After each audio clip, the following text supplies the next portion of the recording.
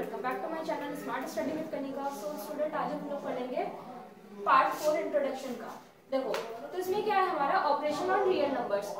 तो ऑपरेशन मतलब क्या होता है, ये हमारे चार टाइप के होते हैं। देखो, एक तो हमारा होता है जिसमें एडिशन, ठीक है, दूसरा सब्ट्रैक्ट होता है, ठीक है, तीसरा हमारा डिवाइड होता है, चौथा हमारा मल्टीप्लाई होता है, ठीक है। अब देखो, जैसे हमें ऐड और सब्ट्रैक्ट इसमें बताना है क्वेश्चन में दोनों, इसमें हमारे दोनों है जो साइन है, प्लस का भी है और माइनस का भी है, एडिशन भी और सब्ट्रैक्शन भी है, ठीक है। तो देखो एग्जांपल दे रखा है हमें 2√2 + 5√3 एंड मतलब क्या होता है एडिशन, ठीक है, ऐड का सिग्नेचर होता है ये √2 - 3√3। अब देखो इसको क्या करना है, हमें पहले से सॉल्यूशन, हम इसका सॉल्यूशन निकालेंगे, सॉल्व करेंगे। तो देखो 2√2 एज इट इज ऐसे ही रहेगा प्लस 5√3, ठीक है, और जो एंड है, एंड की जगह हमारा प्लस का साइन आ जाएगा, ठीक है। अब ये वाली टर्म सॉल्व करते हैं, तो √2 - 3√3।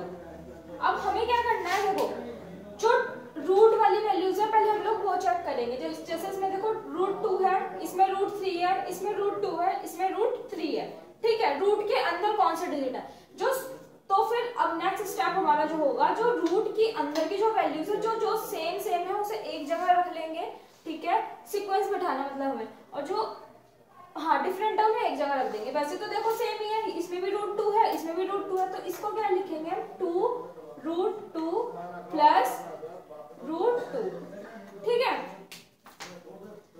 सेकंड टर्म देखो, प्लस का साइन ऐसे रहेगा, 5√3 इधर -3√3। तो देखो ये जो √2 है ये हमने ऐसे रखा, इस √2 के साथ जो दूसरा √2 है, सॉरी ये वाला जो 2√2 है ये हमने यहाँ रखा, इसके साथ जो दूसरा √2 है वो हमने यहाँ पे रखा, प्लस 5√3 हमने यहाँ रखा, फिर √3 के साथ और दूसरी कौन सी टर्म है ये वाली, तो -3√3 ये यहाँ पे रखी डिजिट, ठीक है। तो अब देखो, अब इसको सॉल्व करोगे तो 2 में पहले तो हम ब्रैकेट वाली चीज मतलब रूट वाली वैल्यू एक जगह रख लेंगे, और जो ब्रैकेट से बाहर वाली है वो एक जगह रख लेंगे। नेक्स्ट स्टेप क्या होगा हमारा, 2 है ये 2√2 + √2। तो अब क्या होगा, जब 2 में जब रूट के बाहर कुछ नहीं है तो 1 कंसिडर कर लेंगे, तो 2 में 1 ऐड किया तो 3 हो जाएगा, 3 और रूट में 2, मतलब इस वाले रूट के साथ कुछ नहीं है तो 1 हो गया, 2 में 1 ऐड किया तो 3 हो गया, ठीक है। जब कुछ नहीं होता, मैंने भी बताया कि उसको हम 1 कंसिडर कर लेते हैं, तो √2 है तो एक ही रूट आएगा निकल के, 3√2 हो गया, ठीक है। अब देखो ये प्लस है और ये माइनस है, तो प्लस माइनस कितना होता है माइनस, तो सिग्नेचर किसका आएगा, साइन किसका आएगा, प्लस का ही आएगा, क्योंकि प्लस की वैल्यू जो है बड़ी है। तो 5 में से 3 गए, कितना हुआ 2, प्लस माइनस माइनस 2 आ जाएगा, और रूट में क्या आ जाएगा 3। यही इसका आंसर है। तो कितना आंसर निकल के आया, 3√2 + 2√3, ठीक है। अब हम लोग नेक्स्ट पार्ट देखते हैं इसका। अब नेक्स्ट है हमारा मल्टीप्लाई और डिवाइड। इसमें हमें जो है एग्जांपल दे रखा है 6√5 × 2√5, ठीक है। तो इसमें देखो, सबसे पहले हम जो हमारी रूट से बाहर की वैल्यू है पहले हम उसको देखेंगे। रूट से बाहर की वैल्यू क्या है, एक तो 6 है और एक 2 है। अब जब दोनों रूट में चेक करोगे तो डिजिट सेम है, वैल्यू सेम है, ठीक है। तो 6 की मल्टीप्लाई अगर हम 2 के साथ करते हैं तो कितना आता है, 12 आता है। तो 12 हम लोग एज इट इज, मतलब 12 हम लोग इसको मल्टीप्लिकेशन करके लिख देंगे, ठीक है। रूट में 5 है इधर भी, और 6 के साथ भी और 2 के साथ भी। तो देखो जब हमारे पास ऐसा केस होता है मल्टीप्लाई में, ठीक है, तो ये जो दोनों डिजिट है ये पूरे एक ही रूट में चली जाती है, 5 × 5। तो इसमें क्या होता है, जो हमारा रूट हट जाता है और हमारे पास क्या आता है, फिर एक ही 5 आता है, मतलब √5 और √5 को जो हमने एक ही साथ रूट में रखा तो हमारा एक 5 आएगा, ठीक है। तो दोनों जो है ये दोनों √5 में से एक 5 आया तो 5 लिखा गया, सिंपल 5 आएगा, रूट हट जाता है। तो कितना होता है ये, 12 5 16, ये इसका आंसर है। अब तो ये तो बात थी हमारी कि रूट में अगर सेम डिजिट होती है, तो अगर हम देखें कि अगर हमारी वैल्यू जो है रूट के अंदर वाली अगर अलग है, तो देखो जैसे हमारे पास एक एग्जांपल हम ले लेते हैं, 6 ले लेते हैं, रूट में हम लोग ले लेते हैं 3, ठीक है, मल्टीप्लाई 2 ले लेंगे, रूट में हम लोग ले लेते हैं 4। अब देखो इसमें भी रूट की वैल्यू जो है अलग है, मतलब रूट में जो डिजिट है वो अलग है और ये भी अलग है, दोनों सेम नहीं है, इसमें क्या था, रूट में जो वैल्यूज थी सेम थी, इसलिए हमने एक डिजिट निकाली थी। अब देखो 6 की मल्टीप्लाई अगर हम 2 के साथ करते हैं तो 6 2 12, और जो ये 3 है और ये जो 4 है, 3 मल्टीप्लाई 4 ऐसे हो गया। तो कितना आया ये, 3 4 12, 12 रूट 12 इतना आ गया ये, ठीक है।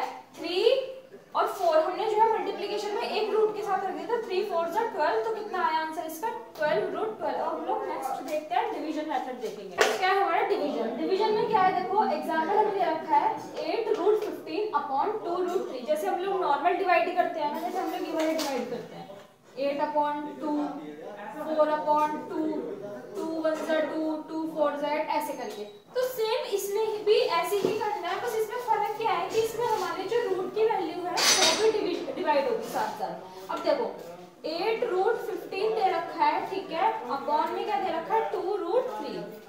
ये दोनों अलग अलग डिवाइड होगी, तो अलग अलग कैसे होगी, 3 1 3, 3 5 15। तो ये रूट में कितना आया, 5। जब 3 को मतलब 15 को 3 से डिवाइड करेंगे तो रूट में क्या निकल के आएगा, 5। ऐसी सेम इधर जो रूट से बाहर वाली वैल्यू है वो भी ऐसे कैंसिल करनी है, 2 1 2, 2 4 8। तो आंसर कितना निकल के आया, 4 रूट 5। अपॉन में इसके 1 आएगा, बट 1 की कोई हम अपॉन के नीचे जो है वैल्यू नहीं रहती है, तो हम नहीं भी लिखेंगे तो भी चलेगा। तो आंसर कितना आया इसका, 4 रूट 5, ठीक है। अब हम लोग आगे का पॉइंट देखते हैं, कुछ की पॉइंट्स होते हैं। इसमें पहला क्या है हमारा, root a multiply root b, और नीचे क्या है सेकंड पार्ट क्या है, root a upon root b is equals to root में। मतलब इसमें क्या होता है कि जो हमारी रूट की जो बाहर की वैल्यूज होती है, मतलब जो रूट की वैल्यूज होती है ना, वो इज इक्वल्स टू के इधर जाके वो ए की रूट में आ जाती है। मतलब देखो ये रूट ए और रूट बी था, तो इज इक्वल्स टू के इधर लिखा, ये ए की अंडर रूट चढ़ा इस पे, और कितना ए और बी जो है साथ आ गए, ठीक है, अलग अलग लिखे थे एक साथ हो गए।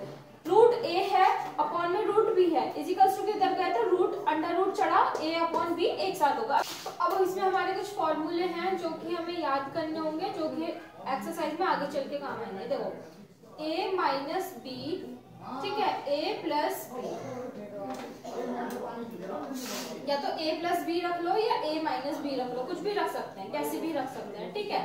तो इज इक्वल्स टू हमारा इधर की टर्म क्या होती है, ए स्क्वायर माइनस बी स्क्वायर। अब हम क्या करेंगे, हम लोग एक एग्जांपल ले लेते हैं। जैसे हमने एक क्वेश्चन है मेरे पास 2 माइनस 3 और 2 प्लस 3, 2 माइनस 3।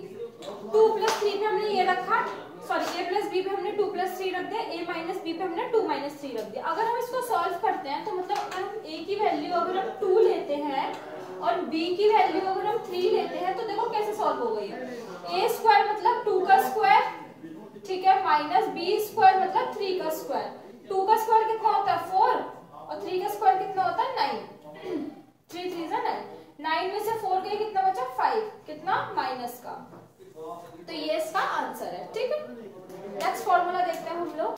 अब देखो दूसरा फॉर्मूला क्या है हमारा, a प्लस बी का whole square. a plus b का होल स्क्वायर को अगर हम सॉल्व करेंगे तो देखो a square plus b square plus 2ab, वैसे याद करने पड़ेंगे आपको तीनों चारों फॉर्मूले, क्योंकि आगे चल के हमारी एक्सरसाइज में काम आने वाले हैं, ठीक है। तो जब a प्लस बी का होल स्क्वायर करेंगे तो हमारी क्या इधर वाली टर्म क्या आती है, a square plus b square plus 2ab, ठीक है। ये पॉजिटिव में था a प्लस बी का होल स्क्वायर, और इधर नेक्स्ट वाला फॉर्मूला देखेंगे तो नेगेटिव में, देखा होगा ये पॉजिटिव में है, नेगेटिव में, a प्लस बी का होल स्क्वायर है, a माइनस बी का होल स्क्वायर है। तो देखो अब इसमें याद करने वाली एक छोटी सी एक चीज याद रखनी, जब ये ब्रैकेट में a प्लस बी का होल स्क्वायर है तो जब ये प्लस में है तो 2ab भी प्लस में ही होगा, दोनों में कोई डिफरेंस नहीं है। a मतलब देखो a स्क्वायर भी ऐसी है, b स्क्वायर भी ऐसी है, ठीक है, बस जो साइन चेंज होंगे, इधर अगर पॉजिटिव का है a प्लस बी का होल स्क्वायर तो 2ab भी हमारा पॉजिटिव में होगा, अगर नेगेटिव का है तो 2ab हमारा नेगेटिव का होगा। तो अगर a माइनस बी का होल स्क्वायर करते हैं तो a square plus b square minus 2ab, ये था हमारा फॉर्मूला। तो स्टूडेंट ये था हमारा पार्ट 4 इस वाले इंट्रोडक्शन पार्ट का। नेक्स्ट जो पार्ट है हम लोग नेक्स्ट वीडियो में पढ़ेंगे। डिस्क्रिप्शन बॉक्स में आपको सारी वीडियोस के जो प्रीवियस वीडियोस हैं उसके लिंक दे दिए जाएंगे। तब बाय।